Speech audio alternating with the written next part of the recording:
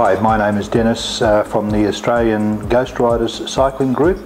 For those of you that aren't familiar with our group, we started in 2002, and since then we've now completed hundreds of rides all around Australia, and also many overseas rides. And today I've been invited to do a review of a set of bicycle headlights from a company called Xeccon, a Chinese company, I believe. Have been well known in the OEM business for some years, but are now selling cycling lights under their own brand name. And the model that I'll be reviewing in this video is the Xeccon Spiker 1206. Now, first of all, we're going to have a look at the contents of the package, and then we'll go through each of the components in more detail, and then we'll take out for a night ride and just see how well they perform in the real world. First thing, I'll just show you the box. There's the box. First impressions are, I guess, that it's a little bit underwhelming.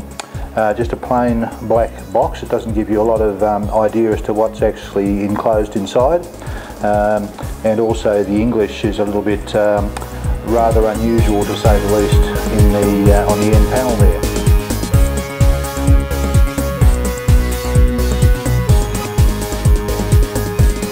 Okay, well, first thing, let's start with the contents of the box.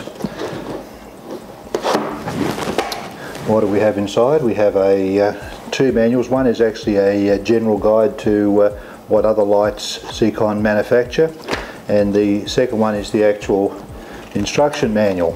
Now, I have to be honest here and say that this manual is of limited use because there's quite a few features that aren't covered well in the manual, and the English is rather substandard. So if you use a bit of imagination and creativity, you may be able to work out what the gist of it is, but otherwise the next step is to actually just have a look at the components and work them out for yourself. First of all, we have the charger unit. This particular one came with an Australian type adapter, so you can see you could actually go straight into the power plug for Australia. It has an indicator light on the back. That's that light right there. When you first start charging, it lights up red, and after the battery unit is fully charged, that will change to a green indicator showing that it's ready for use. The second component is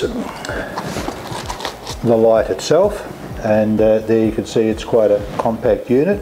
I have to admit that the manufacturing quality does look quite good, quite robust. It's a Cree type light, claimed output up to 1200 lumens. I suspect probably the more accurate representation would be somewhere in the order of 600 maximum lumens in normal use. A couple of features that this light does have which make it rather unique is, well, first of all, this button on the top is the actual power switch, so you press that once to actually turn it on. It will go straight into the high mode. Press it again to go into the low mode. Press it again to go into, and this is what makes it quite unique, it has an automatic light level, which I'll say about a little bit more about in a minute. It also has a strobe mode and of course an off mode. As the battery gradually gets depleted, this light will, initially it has a green light underneath that, but as it gets closer to depletion, the light under there will change to a red light and eventually a flashing red light, which basically tells you that the battery is almost ready to be replaced. Another interesting feature, before it actually goes from the green indication to the red indication, the main light itself will flash a couple of times just to draw your attention to the fact that the battery is getting near the end of its charge cycle. And I think that's an excellent feature. And it also flashes again when it gets down to the flashing red mode on the indicator, which again is giving you a final warning that it's time to either get off the bike or replace the battery or make some arrangements because you're soon going to be left in the dark. Now, very, very interesting feature on this light. This little indicator on the back, if I bring that up to the camera to show you clearly, that is actually a light sensor, and I think this is an excellent feature. That one of the things that makes this light quite unique is that this light sensor actually detects the ambient light level and will adjust. If you put it in the automatic mode, the output light on the Cree light itself will vary according to how much ambient light is present. So what it means is you don't have to have the light going full power if there is still quite a bit of ambient light. As the ambient light drops, this will detect that drop in ambient light and increase the power output, so that when it's finally in full darkness, this will be operating at full brightness level. So I think that's an excellent feature, and of course that would obviously serve to give you a longer battery life, because you're not wasting output when you don't really need it. Other components in the box obviously is the battery pack, and I'm quite impressed with the quality of manufacture of this. It's a 8.4 volt rechargeable battery pack. That connects into the light like so it's quite an easy connection to do, and that would give you approximately about 50 centimetres of cable. It also comes with an extension cable, so if you're needing to mount it in a different place on your bike, or maybe for a helmet mount, you can use an extension cable so that you can mount the light further away from the battery pack. But in normal use, that should be quite adequate to actually mount it on a bicycle, which is where most people are probably going to use it. And this is attached then with a Velcro strap to your top tube on the bike, and it's quite a generous Velcro strap, and the Velcro really grips well, so I don't see there's going to be any problem in the mounting. Other components that you get a handlebar mount strap. It's a clamp arrangement, so you thread that through onto the handlebar, and you can adjust the tension by turning the knurled knob at the back. You may need to put some sort of anti-slip sleeve inside if you find that vibration makes it rotate a little bit on the handlebar, but I guess we'll find that out when we actually take it out on a night ride to test. Other components that you get in the box, if I can get it out, is a helmet mount kit. So this again has Velcro straps, which will enable you to attach this mount to the top of your cycling helmet. I suppose you could also use it for other applications where you needed a strong headlamp, perhaps caving, I'm not sure, but certainly for cycling at night, that would give you an alternate mounting position for the light. Now, a couple of things on this one that I've actually got out. I'll just get a screwdriver. And this is not explained in the instructions very well, so if any of you have purchased this and you're not quite sure how to what the actual two mounting alternatives are, there is actually a little screw underneath here, and if I just undo that, you'll see that mount comes off, and you can then mount the handlebar mount, will just screw in its place. So that then gives you the standard handlebar type mounting. If you were to take that off, re-screw this mount back on, you could also use, and it comes with a selection of little O-rings, you can actually use these different size O-rings, and there are 3 different sizes in the kit. So you should be able to find one to match your handlebar. So the idea is you would screw that back onto the light, and then use the O-ring as a fast attachment option. So that would give you a pretty fast way of attaching it, and that would be useful if you had to swap it between bikes. The other one, this type arrangement, obviously is going to be a longer term proposition. It's a bit of a fiddle to get off and on, so that would be quite useful if you're going to be mounting it on one bike and leaving it there permanently. And that's about it, nothing else in the packaging. So the next step will be to take our Xeccon Spiker out on the trails around our district at night, and we'll just see how well it performs under real load conditions.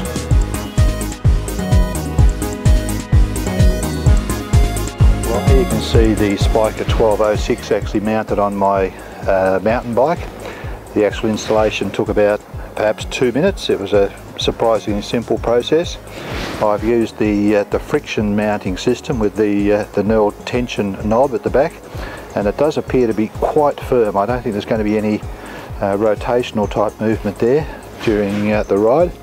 The battery pack, you can see, is quite happily mounted underneath the top tube there. There's a lot of padding on the battery pack, so I don't think there's any danger of getting damage to the paintwork either. So just tuck that around under there. So I think that's going to be quite fine. The only thing that I did notice just putting this on is that there is the capacity to rotate the light from side to side. So there's 3 positions there, and the jump is fairly big, maybe 25 to 30 degree rotation each time. So I'll just have to be convinced as to how stable that is when you're actually riding on rough terrain, as to whether that's going to jiggle around a bit. The alternative would be to replace that mount with the O-ring mount, and which doesn't allow for that rotation, and see if that actually is an improvement or a backward step. Well, here we are standing about 15 metres from the front of the bike. I have set the light to the strobe position, and this is probably the only time you'd want to use the strobe would be for riding in daylight conditions when you're wanting to increase your visibility on busy roads. You can see here from a distance of about 15 metres, it's actually quite visible.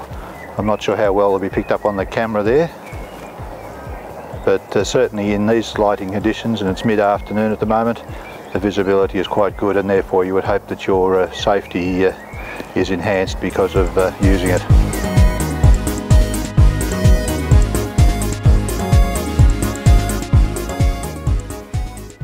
Okay, we're now outside in full darkness, just me and the Xeccon 1206 and about 1,000 mosquitoes to keep me company.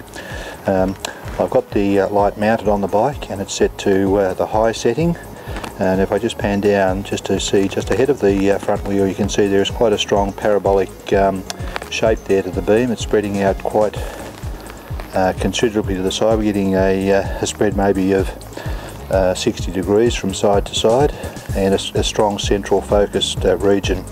Now what I'm going to do is I'm going to move and stand at various distances in front of the camera just to get an idea of what sort of brightness you'll get from the light at certain distances. So we're going to do it at 10 metres, 20 metres and 30 metres. First measurement, here I am at 10 metres from the light, 20 metres distance, and finally 30 metres.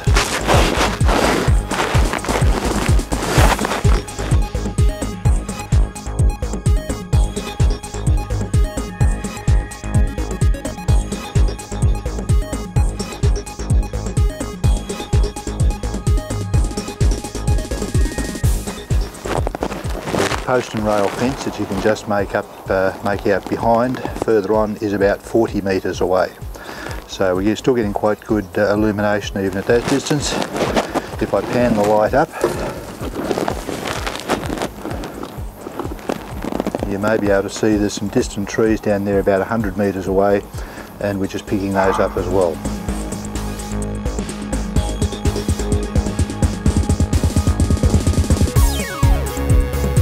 We had 5 Ghost Riders come to do a ride through the local forests. A lot of single track, rough riding, lots of gravel, tree roots, etc. And we wanted to see how the Spiker 1206 would perform in real test conditions. 3 of our riders were actually using the Spikers, and we had another 2 just for control purposes using their standard nighttime bicycle headlights, and that gave us a good comparison at the end of the ride. Now that the ride's over, there's a couple of things that are worth just mentioning.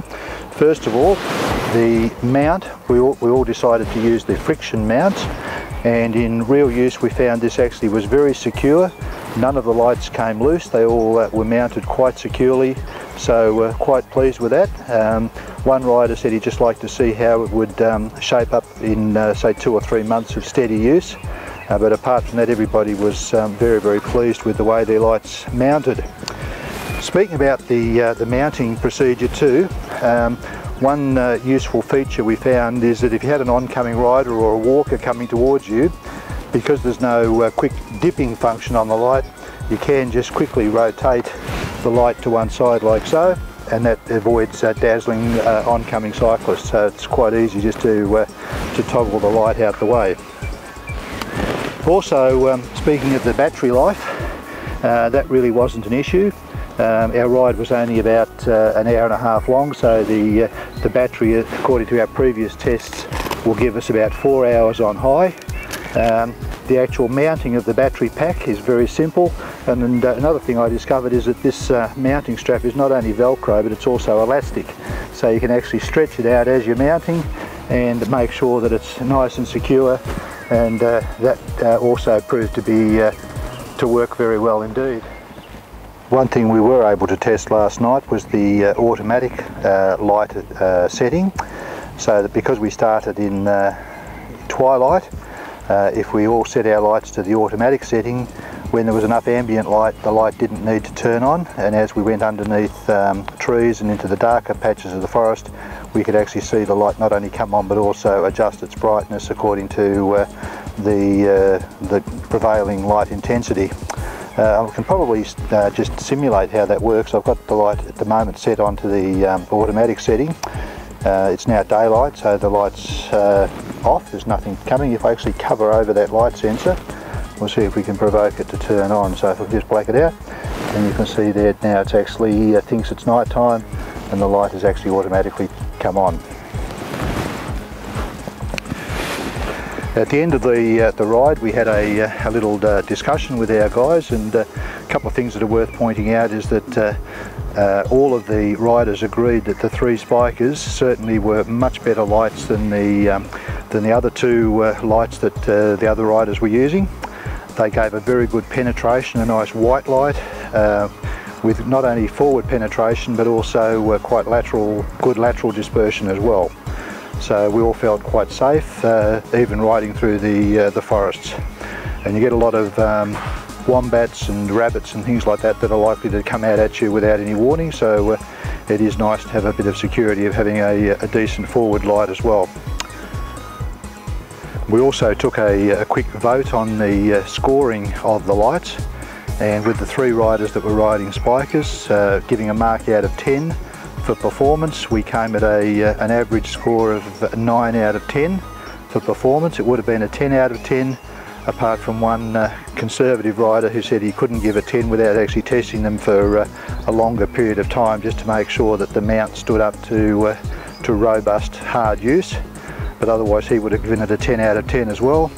One thing they all did agree on though was value for money, that they all agreed that the Spiker 1206 is excellent value for money compared to other similar products on the market, and they all unanimously gave that a 10 out of 10. So the overall final result is that we would have no hesitation at this stage in recommending that if you're looking around for a good set of night headlights for your bike, have a look at the Spiker 1206. For the cost, the performance is excellent, and haven't really discovered any other issues.